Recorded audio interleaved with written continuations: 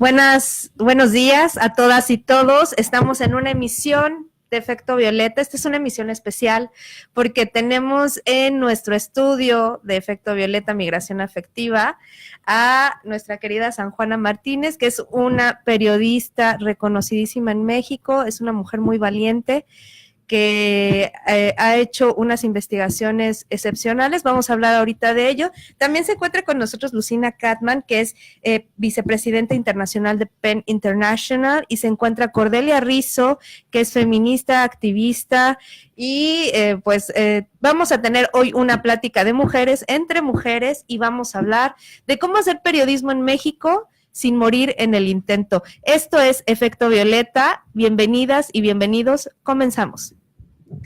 Pues bueno, como es un programa en vivo, no vamos a tener cortes comerciales, pero le damos la bienvenida, ahora sí oficialmente, a San Juana Martínez. San Juana, ¿cómo estás? Muy bien, muy contenta de estar aquí en Chicago. Feliz. Pues nosotros felices de tenerte aquí, de tener esta gran personalidad. También, Lucina, bienvenida, ¿cómo estás? Gracias, estoy muy bien, muy feliz de estar aquí con ustedes. Y muy contentas también porque gracias a ti estamos y tenemos aquí a San Juana Martínez. Entonces, desde ahorita ya te estoy agradeciendo que San Juan esté aquí con nosotros. Muchas gracias. Con el PEN San Miguel. Con el PEN San Miguel. Y Cordelia Rizzo, compañera, activista, feminista, estudiante ahorita de doctorado. ¿Cómo estás, Corde? Muy bien, gracias por invitarme a escuchar a San Juana y también ver el trabajo que hace el PEN tan importante. Pues bueno, vamos a tener una conversación ahorita, como les comentaba, va a ser una conversación pues muy fluida. Esperemos que tengamos como este tipo pues que no sea tan estricta, para que nos sintamos que podamos hablar con toda la libertad posible. Y primero quisiera, San Juana Martínez, si nadie te conociera, ¿cómo te describirías a ti misma? Bueno, creo que soy un periodista, soy ciudadana de a pie, ¿verdad? Antes que nada, y periodista después, que es el tema de la vocación, ¿no? Yo creo que tuve la vocación muy definida desde muy chica. Entonces me defino como ciudadana y periodista, sí. Ok, y ¿cuáles son las causas de San Juana Martínez? ¿Cuáles son como tus tópicos, tus temas favoritos? Bueno, profesionalmente hablando, periodísticamente hablando, pues, y de todo. Los derechos humanos, ¿verdad? Que es una de las grandes preocupaciones que he tenido siempre. La cuestión también de la violencia de género, de investigación sobre realidades lacerantes como el tráfico de mujeres y niñas con fines de explotación sexual, tiene que ver también los fines de explotación laboral, todo lo que tiene que ver con el tráfico humano, por supuesto las adopciones ilegales de niños, el tráfico de órganos, y luego la investigación sobre lo que ha dejado la guerra contra el narcotráfico, la cobertura del crimen organizado también me interesa, los crímenes de Estado cometidos por el Ejército, la Marina, las distintas policías, la Policía Federal, las distintas policías. México vive un gran nivel de impunidad, precisamente porque estos cuerpos de seguridad tienen licencia para matar, para torturar, para desaparecer. Otro de mis temas tiene que ver con nuestra labor cotidiana, que es la labor de los periodistas y lo que estamos sufriendo para cumplir con el desarrollo de nuestra profesión. México, como tú bien sabes, es el país más peligroso para ejercer el periodismo. 160 compañeros han perdido la vida, han sido asesinados, hay que decirlo. 26, 28 ya creo permanecen desaparecidos. Cada 26 horas se agrede un medio de comunicación, un periodista. Y realmente no soy indiferente a ninguna de las realidades ominosas que afectan a mi país, ¿no? Siempre me ha interesado romper tabús. Uno de esos tabús que se rompió hace más de 20 años fue la búsqueda de la verdad en los crímenes sexuales cometidos por el clero católico. Después de ser periodista corresponsal en el Vaticano, es uno de mis grandes temas que me ha perseguido. Y tantos otros, querida, muchos, así como tú, Sandy. Muchísimas gracias por la invitación. No, hombre, gracias a ti por tenerte aquí. ¿Qué trae a San Juana Martínez? ¿Qué temas traen aquí Lucina Catman a San Juana Martínez, a Chicago en esta ocasión? Bueno, como ella ha dicho, el problema que tenemos en México, que es el gran número de asesinatos de periodistas. Tenemos otros problemas también, pero esto es lo que básicamente conocimos a San Juana cuando ella estaba huyendo por los múltiples graves amenazas de su vida. Entonces, eso es parte de nuestra respuesta, si podemos hacer algo para que al menos la gente sepa que esta es la condición del periodista que se atreve a decir la verdad. Así es. Y va a estar San Juana Martínez el día de mañana y el día sábado o domingo en una conferencia, ¿cierto? Mañana a las 6 ella tiene una conferencia aquí en UNAM. El domingo a las 2 de la tarde ella tiene una conferencia en la Universidad de Loyola, en su campus en el lago. Estas pláticas son absolutamente gratuitas y ojalá y muchos vengan porque yo temo que el público aquí no esté suficientemente informado. Así es. Bueno, ha habido mucha convocatoria, hay mucha gente que está muy interesada, pero vayamos al tema de la conferencia y ¿cuál es el título? Es hacer periodismo escribiendo en un clima de miedo. Escribiendo en un clima de miedo. ¿Cómo se escribe en un clima de miedo? O sea, ¿cómo? Claro, con mucha dificultad. Es complejo, es una realidad que nosotros hemos vivido, Cordelia lo sabe, en México, no solamente para los periodistas, sino para todos los mexicanos. Más de 250,000 o 260,000 muertos van ya con los dos últimos sexenios, Felipe Calderón y Enrique Peña Nieto, y estamos hablando de 40,000 desaparecidos. Es un país fracturado por la violencia, es un país que tiene lastimado su tejido social y no podrá recuperarlo hasta que encontremos al último de nuestros desaparecidos.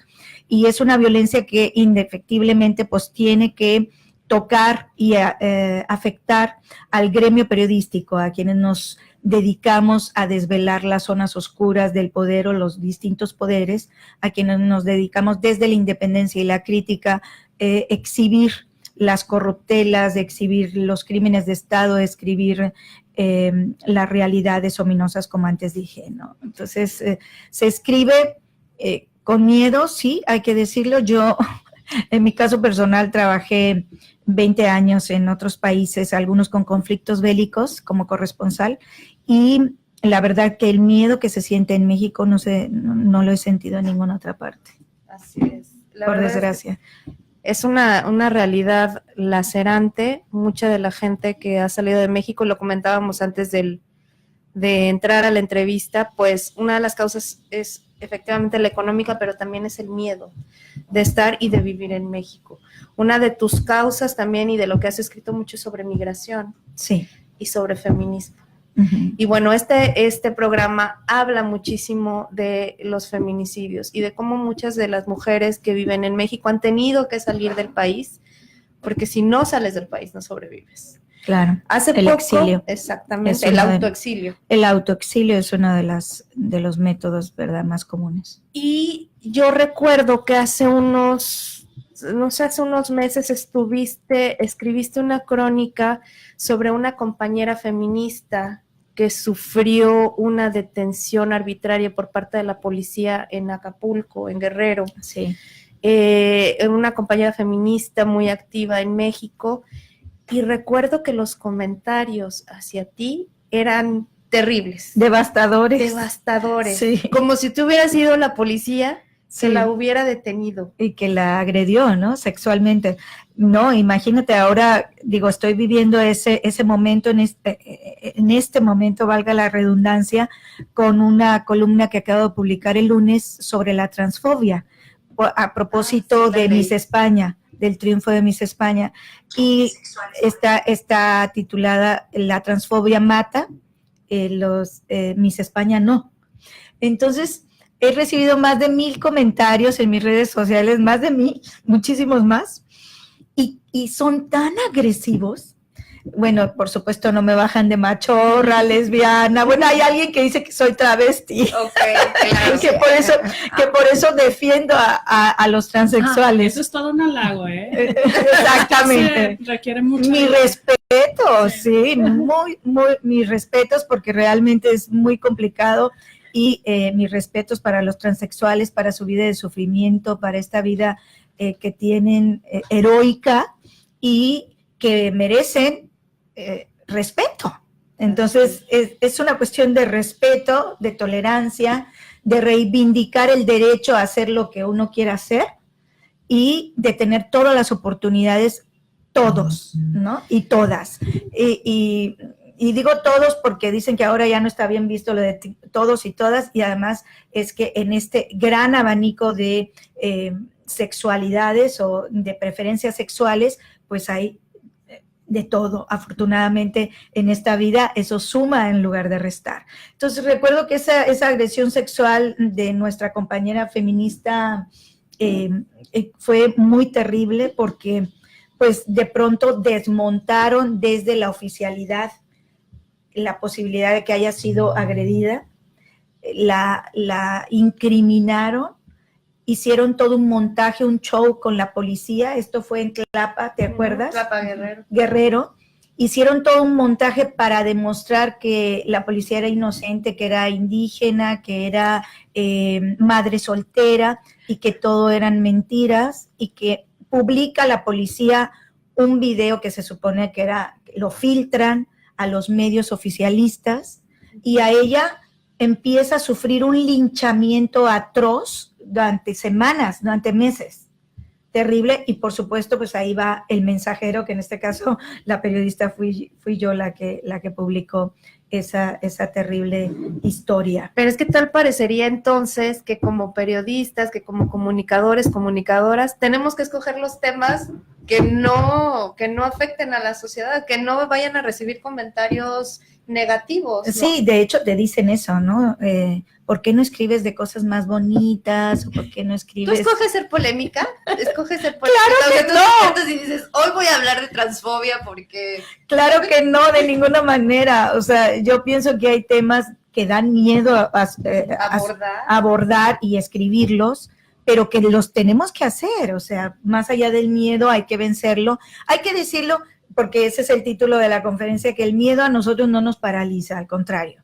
O sea, es un catalizador que te ayuda a medirle el agua a los camotes, como quien dice, para ver qué terreno estás pisando, pero que el miedo finalmente es un motor que te impulsa a buscar un cambio para esas realidades ominosas, ¿no? Entonces, nuestro deber, yo creo, en el periodismo comprometido socialmente, ese que busca un cambio social, defendido por Richard Capuchinski, por ejemplo, en ese periodismo que se encarga, como él decía, de encender la luz para ver cómo corren las cucarachas, no para pisarlas, claro, sino para exhibir esas zonas oscuras, que es un periodismo que busca efectivamente un cambios en este sentido, y que en ello pues hay un sinnúmero de riesgos que hay que asumir, por supuesto.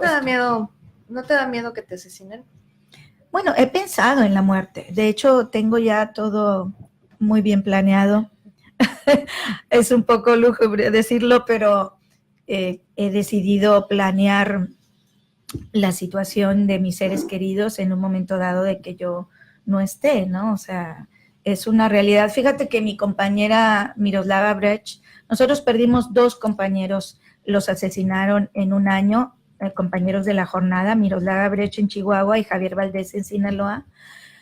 Y es sorprendente cómo Miroslava, también madre sola con sus hijos, pensó ya cuando ese fétido aliento que sientes en la nuca o en tu espalda que te sigue, que se llama muerte, te acecha, ¿no? Ujú. Y para ello, pues hay que abordar la muerte como una posibilidad. Desde luego, esta es una pena decirlo, pero así vivimos en México. Y pensar en los que dejas, ¿no? Y pensar que tienes que dejar las cosas más o menos planeadas para que no batallen a la hora de, ¿no? Y pensar en ello es también muy doloroso, es triste porque, bueno, yo tengo hijos, tengo amigos, tengo familia, hermanas, sobrinos que adoro y pues por supuesto, pero es una posibilidad, ¿no, mi querida Cordelia? Es muy es muy triste y es algo que a una la descoloca y la deshace cuando empiezas a entrar a ese territorio, ¿no? De la amenaza a periodistas, cuando también platicas acerca de los incidentes. Bueno, no son incidentes porque no son incidentes, son parte de una política, pero ¿cómo ves concretizarse, condensarse esa política de persecución a periodistas de tantísimas formas, ¿no? Y imaginar, y la amenaza, ¿no? Cuando la amenaza ya está muy cerca, sobre todo porque llega también a personas tan cercanas como San Juana o como Javier Valdés o como Miroslava, ¿no? Y ves a todo el gremio, no nada más al gremio, sino ahorita ya no nada más es una comunidad de periodistas y trabajadores de los medios de información. Es una comunidad de activismo, de ciudadanía, porque ya durante todos estos años no hay un grupo de acción social feminista o de familiares de víctimas de personas desaparecidas que no se haya visto ahí. Y bueno, San Juana, o sea, todas las historias de Monterrey, y hay otras también, pero es así la que me sé como en la palma de mi mano. San Juana empezó a mostrarlas, fue la primera. En un momento en que nadie estaba Hablando de eso. San Juan empezó a hacerlo, ¿no? Inclusive cuando se empezó a juntar el grupo de madres en la Plaza Zaragoza, que después dio luz a Fundén, con Leti Hidalgo, Lulu Huerta, Angie Ávila, fue San Juana y saca un reportaje y empieza otras cosas. O sea, es como el periodismo también está creando comunidad ahí donde nadie quiere que haya comunidad, donde todo el mundo quiere que algo se destruya. Entonces ya estas amenazas, claro, les pega directamente a ellos y a ellas, pero también empieza a ser una cosa que una ve como muy, muy cerca, y ve en un continuum de amenazas hacia defensores y defensoras de derechos humanos. Entonces es algo muy descorazonador y es algo que nos abre como los ojos a una dimensión muy tenebrosa de este conflicto. Y la criminalización de la protesta, Claro, ¿no, Cordelia? Que eso ha sido este incremento de criminalización, porque como ella decía, es como una política muy concreta que lo que pretende, en el caso de los periodistas, es desanimar el trabajo libre, independiente, desanimar o desinhibir, más bien perseguir este trabajo para buscar ese cerco de silencio que ha permitido una impunidad endémica y que ha permitido la situación en la que vivimos. La criminalización de la protesta genera todo este tipo de patologías a nivel social que tenemos que ir denunciando, ¿no? ¿Qué es para ti o qué te da un poco más de temor? Y no lo digo porque, bueno, tú eres una periodista muy valiente, pero ¿qué sientes con un poco más de temor?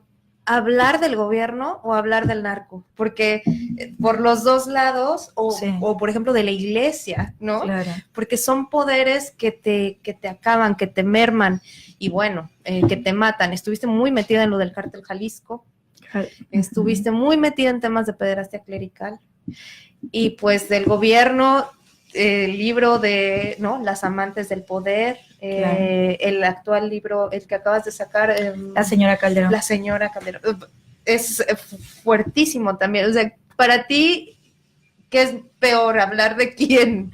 Fíjate que nunca se sabe, hay que ir cambiando de temas para poder salvaguardar la vida muchas veces, pero yo creo que uno de los temas más aterradores son los crímenes de Estado y hablar del ejército, por ejemplo. Claro. El ejército o la marina son como instituciones intocables, ¿no? Hoy en día los protege el fuero militar son crímenes impunes, la mayoría. Ellos dicen que están sometidos a la ley marcial, a la ley militar, pero realmente los militares de uno y otro rango y los marinos son personas que tienen, ¿verdad?, servidores públicos, porque hay que decirlo, que tienen licencia para matar, para torturar, para desaparecer.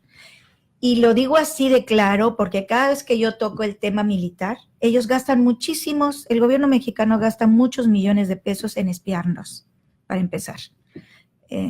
Nos espía a través de nuestras comunicaciones telefónicas, nos espía en persona, nos gastan mucho dinero y la Secretaría de Gobernación funciona como una secretaría, como la Gestapo. Entonces, desde ahí alguien me dijo, oye, ahí en la secretaría hay fotos más recientes que las que pueda tener tu mamá o tu novio. Sí.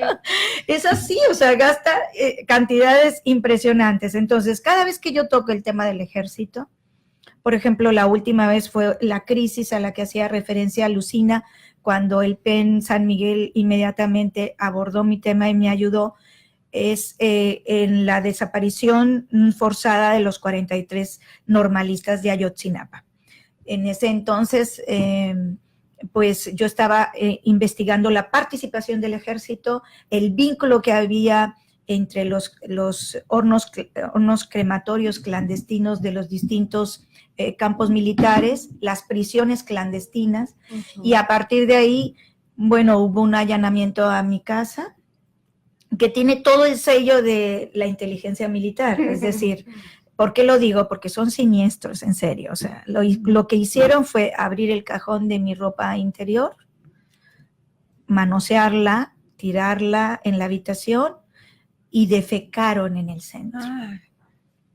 Es una cosa terrible y no se lleva nada, al menos no que uno lo vea, o sea, es dejarte el mensaje para intimidarte, o sea, es dejar un mensaje para inhibir la información, el flujo libre de la información, ¿no?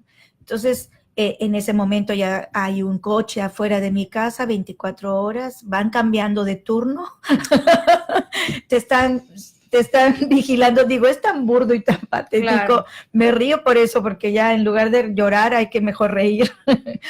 Y son cosas que afectan, no solamente te afectan a ti, le afectan a toda tu familia, ¿no? Recuerdo que la última vez mi hijo me dijo, mamá, ahí hay alguien afuera, su ventana da a la calle, que solamente está mirando para nuestra casa y ya tiene horas ahí. Yo, sí. Entonces yo bajo con mi coche, le pongo la luz directa y le digo, me bajo, pongo el freno de mano, me bajo y le dije, bájate. Así ya. O sea, le toco, porque sube el vidrio y le toco. Pero no fue un montaje como el de Manuel Velasco, ¿no? No. Bájate, le dije, bájate. ¿Estás armado? Le digo, bájate. ¿Por qué estás aquí? ¿Por qué me estás vigilando? ¿Quién te manda? ¿De dónde vienes? Ya estoy tomando tus placas. Yo estaba muy enojada. Muy enojada porque se trata también de la gente que amas, ¿no? Claro. Y que finalmente es la que te preocupa. Y bájate.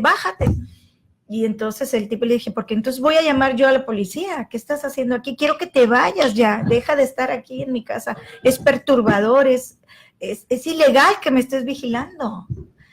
El tipo decía, entonces bajó así el vidrio, dijo, no, es que yo estoy aquí por no sé qué. Me da igual, le dije, voy a llamar a la policía, le dije, porque estás molestando a mi familia. Le dije, quiero que te vayas ahora. Y muéstrame, ¿estás armado? ¿Quién te manda? ¿Es el gobierno? Me da igual. Y entonces ya agarró y se fue, ¿no? Pero tomé las placas y de nada sirve. Lo denuncias a la fiscalía, ese es otro tema, ¿verdad? La Fiscalía de Atención para Delitos a Periodistas es una fiscalía que no está funcionando, que funciona más bien como una cortina de humo, que no ha resuelto los casos, que tiene muy poco presupuesto. Es una fiscalía de simulación, realmente. Sí. Entonces, ¿cómo has sobrevivido? O sea, ¿ha sido suerte? No, yo creo que, pues sí, a lo mejor suerte, no sé. Mi mamá que en paz descanse, me decía siempre, bueno, tienes los ángeles revoloteando. Yo creo que tengo muy buenos ángeles de la guarda, como Lucina. ha sido, el PEN ha sido, ellos representan los ángeles de la guarda que nos cuidan y nos visibilizan en ciertos momentos de crisis. Eso funciona como un escudo, aunque no lo creas, es muy importante porque nos protege, ¿no? La gente que está decidida a hacerte daño se lo piensa 2 veces a veces. A veces no, ¿verdad? Porque ya ves el caso de mis compañeros, pero bueno, mientras podamos, aquí vamos a estar alzando la voz, claro. Lucina, ¿cuál ha sido el papel del PEN International defendiendo periodistas? Bueno, por un rato, por bastante rato, hemos estado escribiendo cartas sobre escritores y periodistas asesinados. Y finalmente empezamos a darnos cuenta que éramos la sociedad para honrar a los muertos en vez de ser la sociedad para promover la libertad de expresión. Entonces decidimos cambiar para dar prioridad a los que todavía están con vida. Entonces, eso no es tan fácil porque los que están huyendo no fácilmente pues están tratando de que nadie los encuentre. Entonces fue bastante difícil saber cómo acercarnos a las personas que tenían grandes riesgos, estaban huyéndose, para que ellos sepan que queremos ayudar, no queremos matarlos.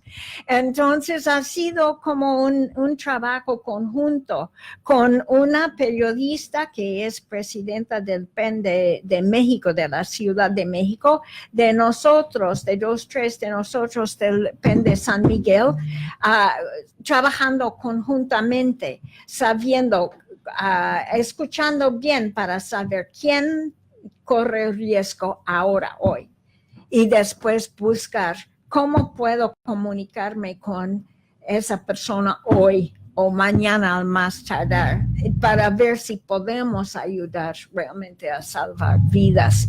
Iba también a comentar algunas otras cosas porque me acuerdo, y eso es de una parte de nuestra discusión anterior, de cómo preparas a tu familia de que posiblemente vas a morir.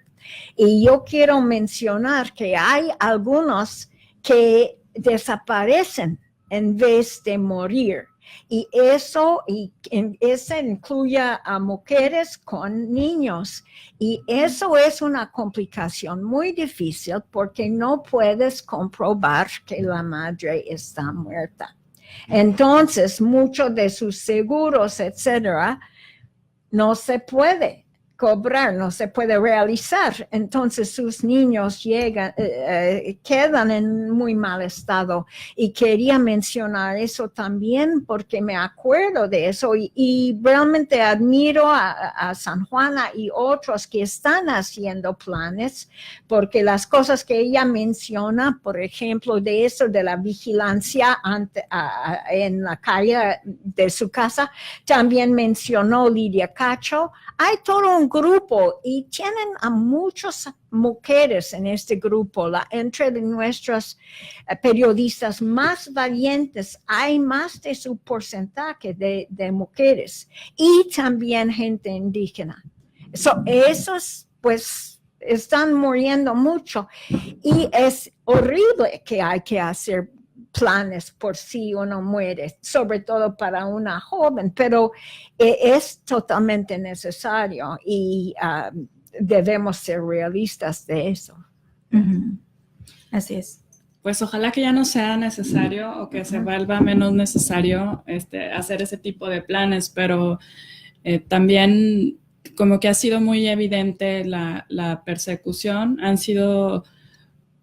es algo que ha ido escalando, era también una cosa como, ha sido parte también como del sistema de represión de la información durante el peñanietato. O sea, todo se va colapsando de alguna forma. Es algo que también terminamos sintiendo quienes estamos siendo informados e informadas en México, ¿no? Sí. Y y quisiéramos que estas historias dejaran de ser parte, ¿no? Y que San Juana y que muchas otras defensoras de derechos humanos, porque hay que mencionarlo, el componente de género en este tipo de persecuciones está muy presente. Está muy presente y da cuenta también de las estrategias de intimidación hacia mujeres defensoras de derechos humanos, mujeres periodistas, y tiene mucho que ver también con defensa de la tierra, con estar oponiendo intereses corporativos. Esa es una parte que me parece que es muy interesante y muy, muy digna de hacer notar, ¿no? Porque, bueno, pues quizás el debate sobre, España es súper importante.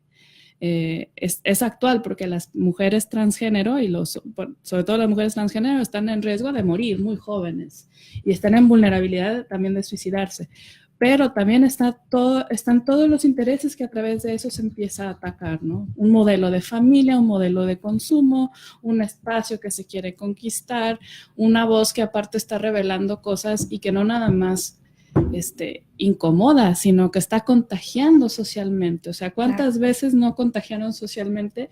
Y ahora, yo veo, no sé, en mi newsfeed del Facebook, que el asunto de Miss España tiene a todo el mundo cuestionándose sobre género.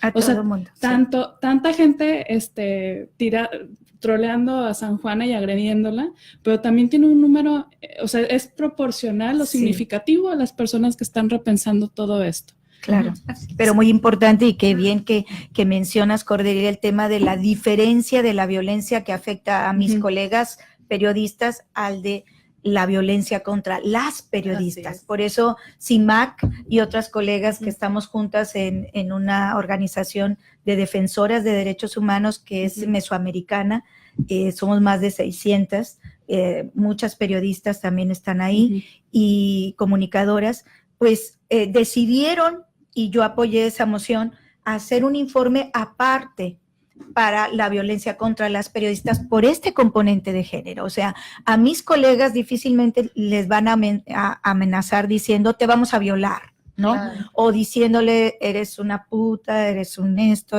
o sea, siempre hay un componente de género. Y a mis compañeras que han sido asesinadas, algunas como Miroslava, pues a balazos, ¿verdad? Terrible, pero otras compañeras han sido torturadas sexualmente y ha habido crímenes contra las periodistas que son terribles, espantosos crímenes, como recuerdo una colega en Nuevo Laredo que la decapitaron, torturaron, por supuesto, antes era lo que decía, esta tortura sexual que es terrible, pero la terminaron decapitando, colocaron su cabeza en un monumento en Nuevo Laredo, Tamaulipas, junto con un teclado de computadora y otros instrumentos, herramientas nuestras, y dices, son crímenes que están siendo como para hacer un ejemplo, para inhibir finalmente al mensajero, a los mensajeros. Y son crímenes con ese componente de género que los convierte en feminicidios y que sin embargo no quieren ser reconocidos como feminicidios porque otras de mis colegas con la tortura sexual fueron mutiladas o fueron, en realidad es aterrador. O sea, tú te pones a pensar en eso y dices, el componente de género y la violencia que está afectando a las periodistas, lo recuerdo por esta compañera búlgara que fue asesinada y que antes fue violada y torturada, no la reconocían de su rostro precisamente porque fue tanta la hazaña, tanta la inquina al origen, que es un componente de feminicidio también, ¿no? Entonces es importante hacer esa diferencia. ¿Es México un país misógino? ¿Es México un país machista? ¿Es México un país feminicida? Bueno, y transfóbico y homofóbico, o sea, es un país muy intolerante donde se vive mucho el racismo, porque las comunidades indígenas han sufrido el racismo históricamente. Hoy en día se sufre el racismo en un país que tiene 12% de su población es indígena, en donde no se respetan las otras lenguas, donde no se estimulan, y por supuesto que es un país misógino, machista, que uno tiene que sufrir en todos los rangos a nivel social, a nivel profesional. Estamos hablando de un país en donde todavía las mujeres ganan la mitad o menos de la mitad que los hombres, aunque realices el mismo trabajo. En el tema periodístico, en un país donde no hay directoras de periódico más que mi querida Carmen Lira, que lleva más de 20 años dirigiendo el periódico La Jornada con absoluto entereza, en un país en donde la mayoría de las páginas de editorialistas serios en temas políticos está escrito por hombres. O sea, las mujeres tenemos que escribir de chismes, de espectáculos, de temas sociales, cuando en realidad de ser mamá. De ser mamá, exacto, cuando en realidad tenemos la misma capacidad para escribir y ser analistas políticas, analistas sociales, analistas de temas serios. O sea, lamentablemente en esos medios de comunicación la mayoría son. Y quiero decirte que las cosas están cambiando, porque en los últimos años Cordelia coincidirá en que el tema está escrito, los temas bárbaros, los temas tabús, los temas más importantes de estas realidades ominosas están escritos por mujeres periodísticamente. No sé, o sea, hay muchísimas compañeras que están haciendo un trabajo extraordinario. Y gran periodismo, cada vez de nivel, mejor. Sí. Claro. Porque aparte nos interesa, no sé, desde sociedad civil que cada vez se cuente mejor la historia, ¿no? Y que sea más eficaz. Algo que me parece muy interesante también, los reconocimientos también van mucho hacia mujeres. Y la otra, y trabajos pero fundamentales, ¿no? Se me ocurren 1000 ahorita, las periodistas de a pie, todo lo que han hecho, el trabajo que se hace desde Jalisco, o sea, hay muchos consorcios periodísticos, hay muchas mujeres que están liderando también este cambio, tanto de la profesión como de la narrativa, y me parece que las mujeres, además esto es algo que se ha narrado históricamente, al estar excluidas de este ámbito de lo político público, tenemos un ojo especialmente crítico para incorporar otras realidades a la realidad de lo político. Y además, yo creo que lo vimos en la cobertura de las coberturas electorales. Claro. Es un discurso reciclado, o sea, suceden cosas que no esperaban que sucedieran y ahí tienes a todas las vacas sagradas masculinas hablando, pero aparte no pudiendo dar cuenta de por qué esto sucedió. Pues porque no salen de sus torres de marfil, claro, ¿no? No patean las ciudades, no caminan, o sea, para hacer periodismo realmente hay que ensuciarse los zapatos, si no, no es periodismo. Y es básicamente lo que está sucediendo, o sea, creo que en este momento hay como una modificación del espectro mediático necesario para que existan cambios de que las voces que históricamente durante los últimos años han llevado la información oficiosa salgan, o sea, nos den chance a los demás, ¿no? Yo quisiéramos tener un programa de radio, un programa de televisión donde se hablara de las víctimas verdaderamente. Claro. Estamos hablando de 40,000 desaparecidos, del drama que están viviendo miles de mexicanos. Cada desaparecido afecta a 26, 27 personas de una misma familia. Es un drama trágico que sin embargo no se habla al respecto. O se aborda de manera inadecuada, ¿no? Absolutamente. Los foros de paz. Los foros de paz de Andrés Manuel López Obrador, que han iniciado con serios, graves problemas, que no entienden lo que no entienden o no quieren entender, diciendo que el perdón es importante, que te cures el alma, que abraces a tu enemigo. Digo, no, a ver, perdón. Antes de hablar de perdón, hay que hablar de justicia. Claro. Mientras esa gente mientras no encontremos a nuestros desaparecidos, no podemos hablar de perdón. Es un insulto, ¿no, Cordelia, que se haga eso? O sea, digo, es terrible. Sí, han sido notoriamente mal, digamos que ha sido muy evidente que los foros no han sido exitosos en su misión, pero también han logrado, o sea, si las víctimas ya han tenido que activarse y dialogar, han logrado meterle otro peso extra a las víctimas, ¿no? Es como, híjole, tengo que ir a tu fiesta obligatoriamente y también me tiene que gustar. Déjame no ir o déjame que no me guste. Claro. O sea, dame esa libertad. Claro.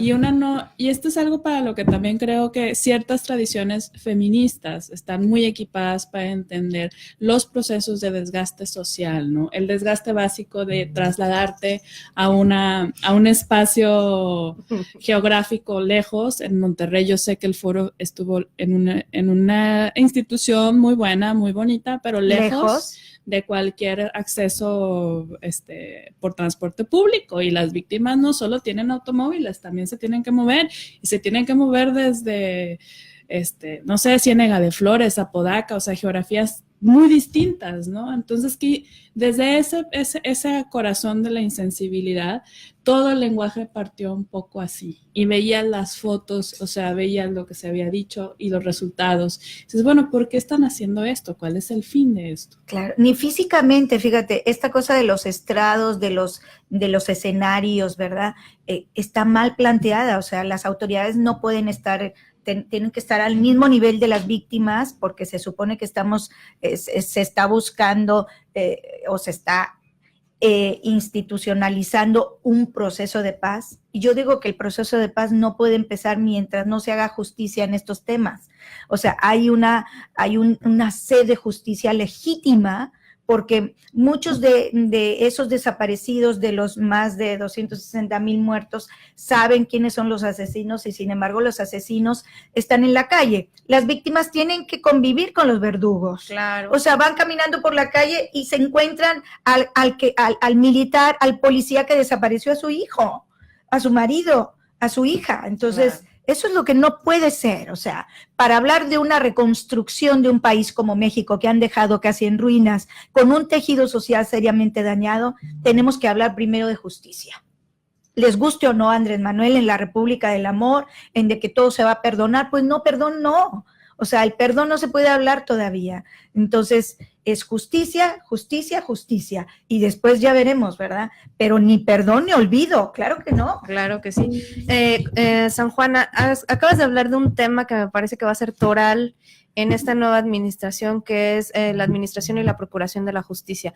Pero, ¿qué otro tema crees que tiene que ser impulsado para que lleguemos a un nivel en México para mínimamente poder convivir? Ya no quiero decir que estemos hablando de paz, sino una mínima convivencia donde la gente pueda estar tranquila, donde podamos, muchos de los mexicanos que estamos en otros países podamos regresar. Ay, ¿Cuál sería para ti otro de los retos, aparte de la administración y la procuración de la justicia, en la nueva administración? Uy, pues hay tantos que yo digo, bueno, Andrés no tiene la varita mágica, por supuesto, pero tiene 6 años, que tampoco son pocos, ¿eh?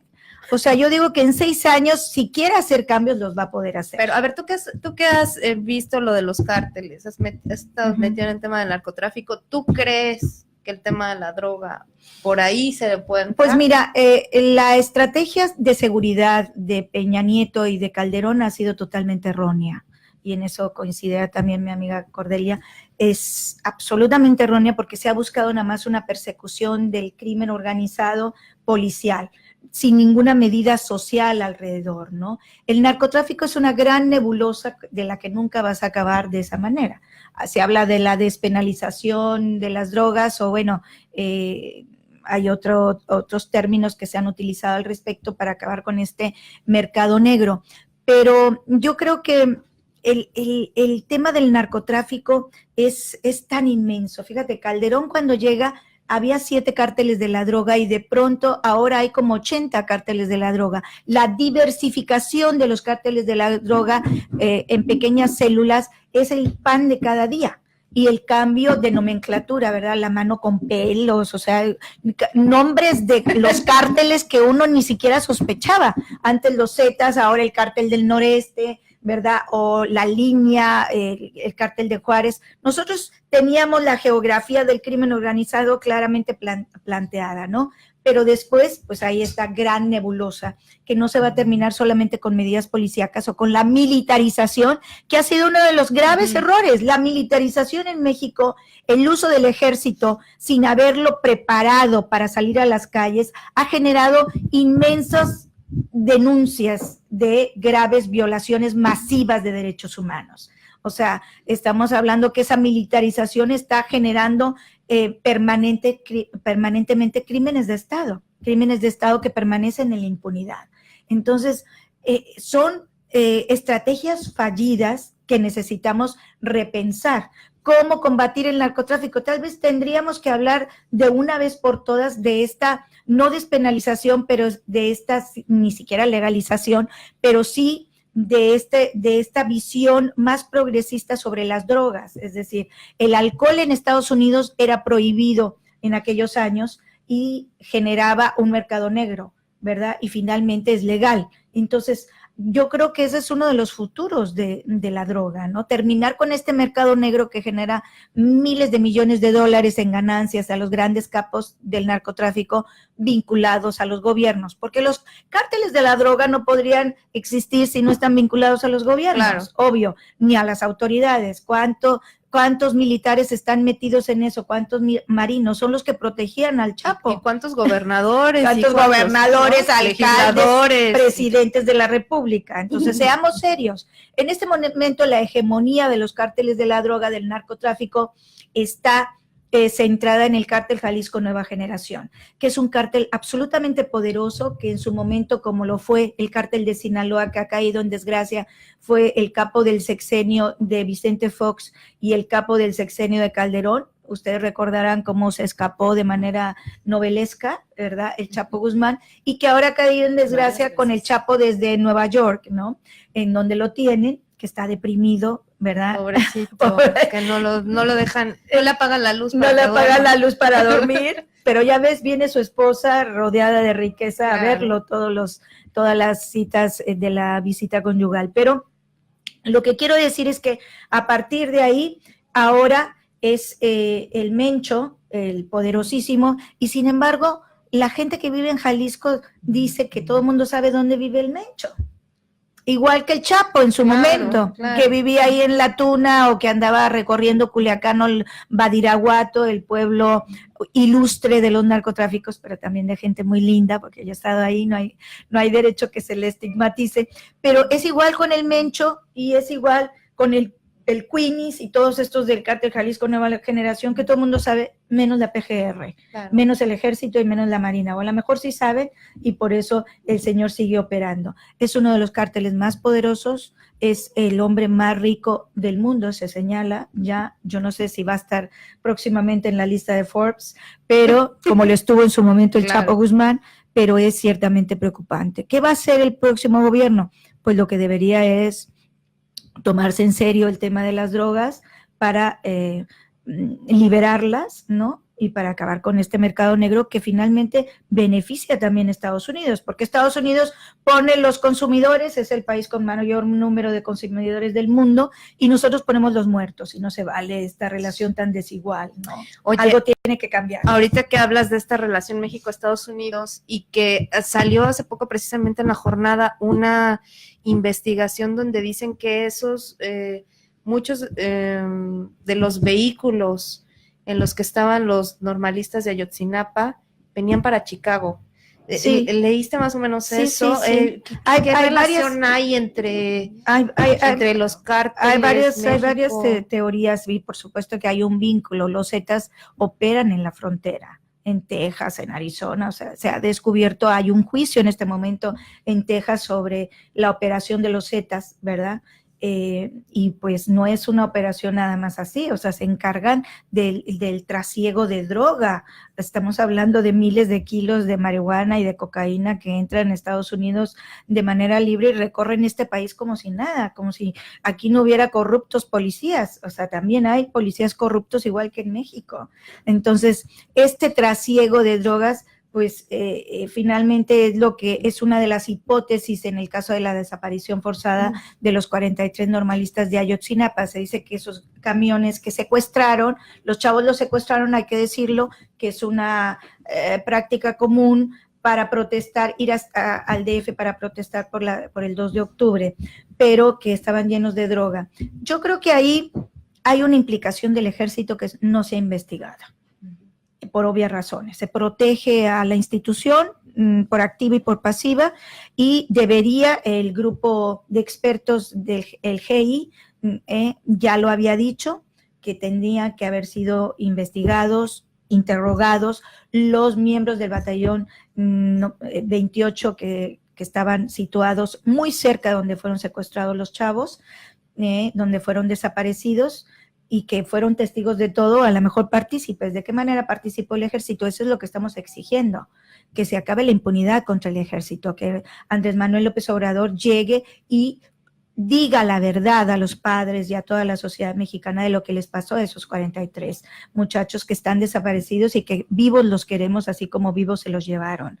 Entonces, hay toda una serie de retos que le esperan, particularmente en estos temas, ¿no? ¿Qué se va a hacer en cuanto al narcotráfico? Yo creo que Andrés ha dicho, si el presidente no es corrupto, los de abajo no van a ser corruptos. No, pues hay que vigilarlos también, ¿no? Y hay que acabar con toda y hacer una limpieza de las instituciones de seguridad para acabar con todos esos corruptos que están en este momento traficando con droga más que los capos. O sea, sí, claro. No se entendería el narcotráfico si no es por la implicación de las autoridades y los gobiernos. Estamos por cerrar esta interesante entrevista, pero no nos queremos ir sin preguntarle a Lucina cuáles serían desde el PEN International los retos que asume el nuevo gobierno para la libertad de expresión. Con los periodistas y los comunicadores. No tomamos parte en cambios de gobiernos ni apoyamos ningún gobierno porque queremos estar siempre libres para criticar a ese gobierno y el que sigue. Pero sí hemos tenido experiencia con FEADLE, este organismo que fue creado para hacer cargo en la parte federal del gobierno de crímenes contra periodistas, y puedo decir que desde el principio no han hecho absolutamente nada. Siempre dicen que no es de su incumbencia y mandan el caso para que los parientes del perpetrador sean a cargo de la situación. Me acuerdo en Estados Unidos cuando durante las décadas de los 60, hace mucho ustedes todavía no habían nacido, pero cuando la situación fue así, que los casos fueron a cargo de las autoridades locales, nada pasó. Y cuando realmente vinieron la gente de Washington para decir que hay crímenes contra derecho de la vida, algo pasó. Si eso pudiera haber pasado, y cuando crearon FEADLE, esperamos que esa iba a ser la misma cosa, pero lo que pasó es que no hicieron nada y siguen, no sé cómo tienen... pueden cobrar sus salarios porque no trabajan. Claro. No, no han hecho nada, como hubo un caso o dos, y esos son años, y cómo. Entonces eso personalmente a mí me gustaría que hubiera voluntad política, porque parece que sí México tiene leyes, es que no los aplica. Exactamente. Querida Cordelia, para cerrar también contigo, como joven, como activista, como feminista, como defensora de víctimas, para ti, ¿cuál sería uno de los retos o muchos de los retos que tendrá que asumir el nuevo gobierno? Yo he dicho algo que parece muy superficial, pero tiene que ver con la desburocratización de la atención. Eso es algo muy importante y es algo que creo... Quizás es algo muy mínimo, pero creo que es algo fundamental. Que es fundamental. Sí.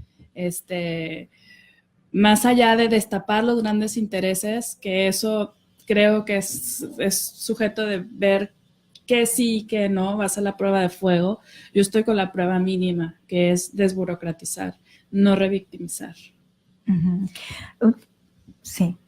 venga. No, lo que yo quería decir es que, bueno, hay unas preguntas del público porque les he estado diciendo que pueden preguntarnos lo que quieran, Dinos, ¿verdad? San Juan, a ver, venga, porque yo tengo otros Facebook Lives aquí, pero... Sí, aquí dice, ¿crees realmente que Andrés Manuel, lo pregunta Peter Meléndez García, que Andrés Manuel haga un buen gobierno y crees que suceda algo con estos infames impunes como Rosario, Peña, Videgaray, etcétera? Bueno, lo que todos esperamos es que suceda algo, que los sometan a proceso, que los enjuicien, que tengan todas sus garantías, por supuesto, un debido proceso, pero que sean enjuiciados y que si son culpables, que sean condenados y que regresen el dinero que se llevaron. ¿Y qué va a pasar si no hace algo así? Bueno, va a haber mucha decepción. La otra pregunta, Carolina Sánchez, así es. No es venganza, sino justicia. Es necesario dejar ya un precedente de justicia y rendición de cuentas. Basta de tanta impunidad. Totalmente de acuerdo contigo, Carolina. Canutus Paulus. Hola, San Juana. Es un gran honor hacer una pregunta como gran periodista. ¿Estás de acuerdo en que se legalice la marihuana y la amapola en nuestro país? Sí, estoy de acuerdo. ¿Y el aborto, San Juan? Y el aborto, por supuesto, también.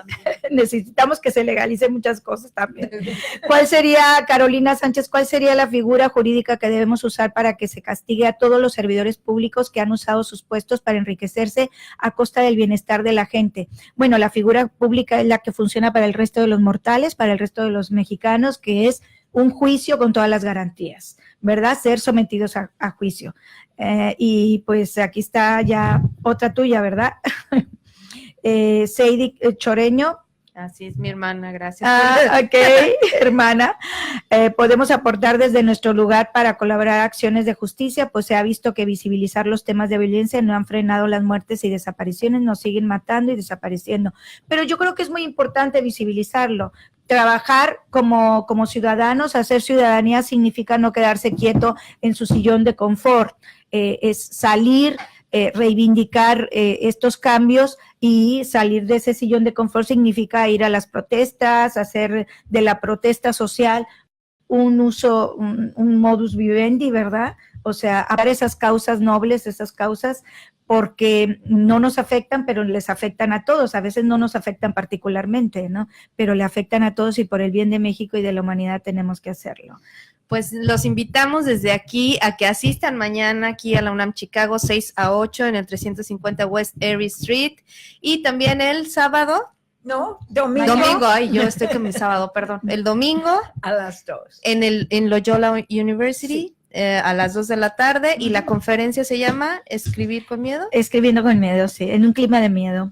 Pues nada más. Oye, un gustazo estar aquí con estas mujeronas. Mira nomás la sorpresa de encontrarme a mi querida Cordelia, que hace un trabajo extraordinario, narradora, poeta, escritora, activista, performista que está haciendo aquí sus estudios de performance. Lo que lamento es que vayas a estar tantos años lejos de nuestro Monterrey, no tan lejos, te vamos a echar de menos. Ahora ya no hay distancias, hay Chicago, Monterrey, ahí padrísimo los aviones, o sea que esperamos verte también seguido en Monterrey. Y Lucina, que hace un trabajo increíble, fantástico, generosa, entregada, comprometida socialmente. Gracias, Lucina, por compartir este espacio, y contigo, querida, qué gusto enorme de que nos hayas invitado. Muchísimas gracias a Radio UNAM, gracias España por aceptarnos aquí, pues ya por hacer posible este espacio. Muy felices nosotras de tenerlas aquí, como dicen, está nuestro querido Salvador España en los controles técnicos y en la producción, pero agradecerles a ustedes que hayan estado aquí, agradecer su trabajo, porque efectivamente todas desde la trinchera están haciendo algo muy importante, muy valiente. Se están saliendo a alzar la voz por las mujeres y por la población en general, pero desde aquí tomen este espacio como un aliado para que, esta palabra ya que se está usando tanto, pero tomen este espacio como un aliado para difundir sus actividades. Yo sé que tú no necesitas difusión porque tienes muchísima difusión. No, ¿cómo crees? Un abrazo muy grande a los migrantes que viven aquí. Siempre las migraciones, migrar es un derecho, lo digo, y todos somos migrantes en algún u otro momento de nuestra vida, y un abrazo enorme porque ese valor que tienen para empezar de cero en un país distinto y hacer patria desde aquí. Gracias por ese trabajo que hacen los migrantes mexicanos en Estados Unidos. Muchas gracias, Cordelia Rizzo, nos vamos. Ay, gracias por incluirme en esta conversación. Muchas Y gracias, el gusto de Lucina. verlas, sí. Muchas gracias a ustedes. Muchísimas gracias, San Juana Martínez, por tu Hasta la trabajo, próxima. por tu existencia. Y muchísimas gracias, Salvador España. Hola, ¿qué tal? Pues nada, los invitamos para que nos acompañen. Estamos para servirles en Spanish Public Radio, acá de Chicago. Un abrazo desde acá, desde esta hermosa ciudad de los vientos. Nos vemos mañana en la conferencia y no se despeguen de Efecto Violeta. Nos vemos el próximo lunes a las 11 de la mañana. Muchas gracias. Abrazos.